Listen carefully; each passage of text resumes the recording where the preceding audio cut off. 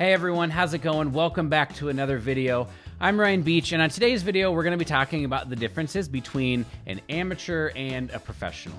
On April 13th, 2020, which seems like a lifetime ago at this point, but I guess it was only like 6 months ago, I wrote a blog post titled, "The Difference Between Amateurs and Professionals and How to Practice Until You Never Get It Wrong." It seems like that post was a general discussion about the idea of what if you never played something wrong. What do you think your relationship with your instrument would be? It seems like the point of this post that I was getting at is we hear these platitudes and these nice sounding phrases like an amateur practices until they get it right, but a professional practices till they can't get it wrong. But it doesn't always carry some sort of practical application of what does that even mean? How do we practice until we can't get it wrong? In the article itself, I went through my ideas on what that means in terms of slow practice and how we can set ourselves up for success through the way we organize things. And really, that's a big reason for this channel in the first place, is I wanted to provide a place where we started talking about how to think about organization and how to think critically about the process of what we're doing in the practice room so that we're not just spinning our wheels and wasting our time. However, I've learned some nuance over the past year related to this discussion, and I thought I would make a video discussing kind of what my thoughts are now about it, and hopefully it helps you when thinking about the differences between an amateur and a professional and where you lie in that space. Let's get into the video. So to get started, one of the first things I almost always do these days when I'm trying to understand nuance or the differences between certain things is I just look up the dictionary definition. I find there's a lot of clarity in seeing what the dictionary says about it in terms of how we could understand what the difference would be in especially a musical application, but just in a professional application in general. So a quick Google search of the word amateur will take us to two different definitions that I think are worth discussing. First, a person who engages in a pursuit, especially a sport, on an unpaid rather than a professional basis. And the other definition was a person who is incompetent or inept at a particular activity. So before we get into defining what a professional is, I actually think it's important to stop right here. And for those of us that think of ourselves as amateurs in anything that we do, I think it's important to decide which kind of amateur we are. Are we an amateur because we are not professionals at something, or are we an amateur because we are inept at something? I think that difference actually is important to recognize. I would consider myself an amateur or a hobbyist type powerlifter, but that does not mean I'm necessarily inept. It means that I don't do it for money, but I'm still trying to be the absolute best I can possibly be every single time I go into the gym. Every single workout for me is an opportunity to learn and to grow and to push myself to see where my potential lies. I really feel, again, although I don't get paid to do this, I deserve to see what my true potential might be over the course of my life. So moving on to professional, that same Google search will take us to two different definitions as well. The first one being a person engaged or qualified in a position, and then also a person engaged in a specific activity, especially a sport or a branch of the performing arts, as a main paid occupation rather than as a pastime. So according to these definitions, it seems that no matter where we think we are along the spectrum of amateur or professional, the main difference between the two is going to be, are you getting paid to do what you do? So then to me, the next logical question would be, what's the difference between people who are getting paid to do what they do and people who are not getting paid to do the things that they're doing?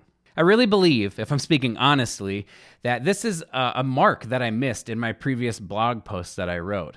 I was so focused on the organization and the execution of what it could look like to practice effectively and to practice until you can't get it wrong, that I just missed kind of the big picture of the whole thing, which is the actual person doing the practice. Over the course of the past year, I have been shown time and time again that the difference between someone who is getting paid to do something and someone who is not is how they see themselves.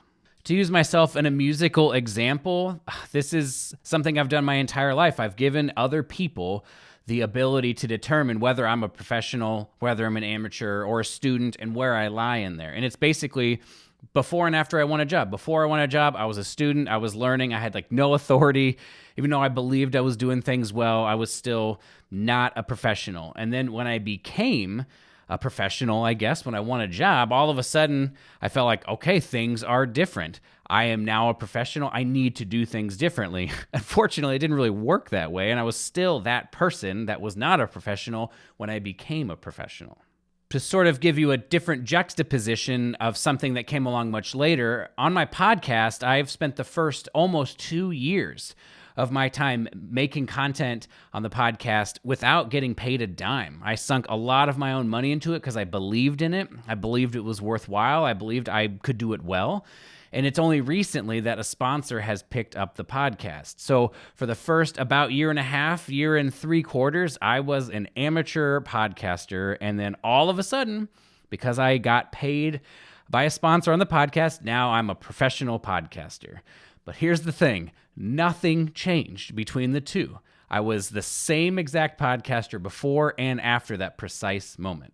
I think it's pretty clear that the difference between these two stories are I was waiting for an external event to happen to let me know that I was a professional. I was waiting to win a job or have someone come and tell me, you are ready, you are a professional.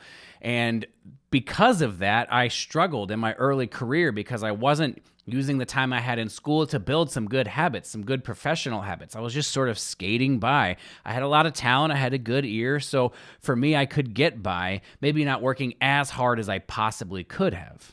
On the podcast, it's been the opposite. I dove in head first. I had to learn how to edit. I had to learn how to mix things together. I had to learn how to do graphic design. I had to learn how to do quote cards and how to go ahead and release things on social media and tell a story and what I even want the podcast to be. And at every single stage, I treated it as this is a real thing. Even though I'm not getting paid, I'm going to take it as seriously as if I would. And I believe that's how a product that would be worthy of sponsorships came about. So for me, how you see yourself makes such a difference. A professional believes that their work has value, whether they're getting paid or not.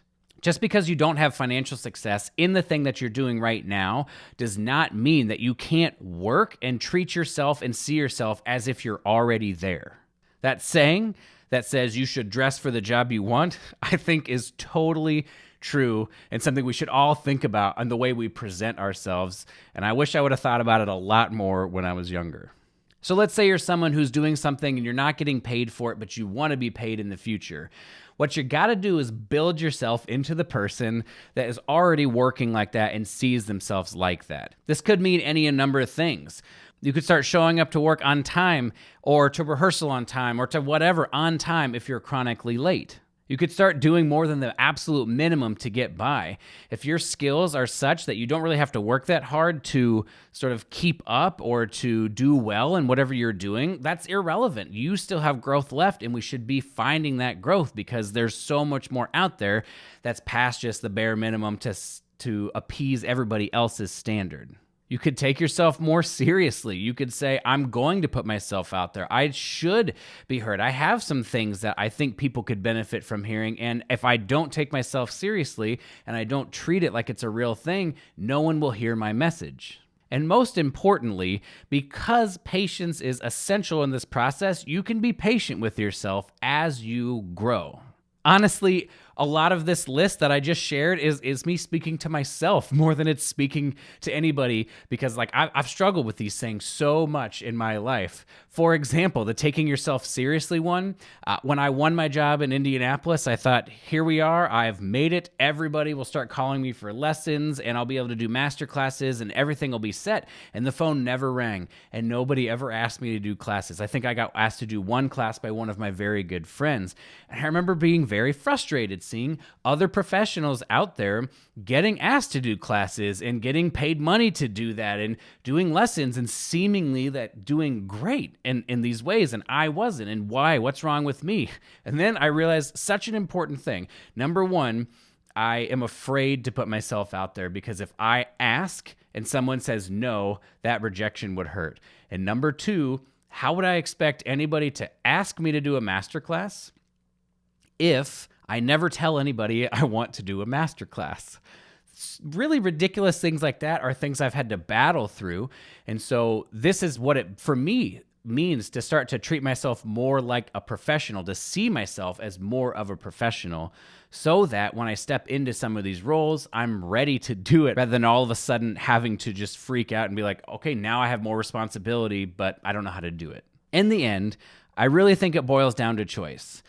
Being an amateur or being a professional, being paid for your work or not, it's just, do you want that? And if you don't want to be a professional at something, it's totally fine. Like, no judgment. If you decide at some point you've been pursuing an orchestral career and you're like, that's not what I want, that's not joyful for me, that's fine. You can play your instrument and enjoy it. As an amateur who takes it seriously, just doesn't get paid or doesn't get paid a lot for it. But if you do want to be a professional, there's a certain amount of things that we can already be trying to instill in our lives now to be able to help us step into that role when it happens. So there's not such a big adjustment period and we can be more successful when it happens. Sort of to recap, and I hope that some of these words will be encouraging for you, it really just starts with having some kind of tough conversations with yourself, but you deserve to know those answers. You should ask those questions, and it really starts with, how do I see myself? What do I think I am capable of? Starting to go down this road and making some headway, the rest of the stuff will follow. If you see yourself as someone who can succeed, you'll start acting like someone who can succeed. All right, everyone, that's going to be all for this episode. Thank you so much for watching. I hope it was helpful. If you did enjoy the video, consider liking the video and subscribing so you can check out more content like this.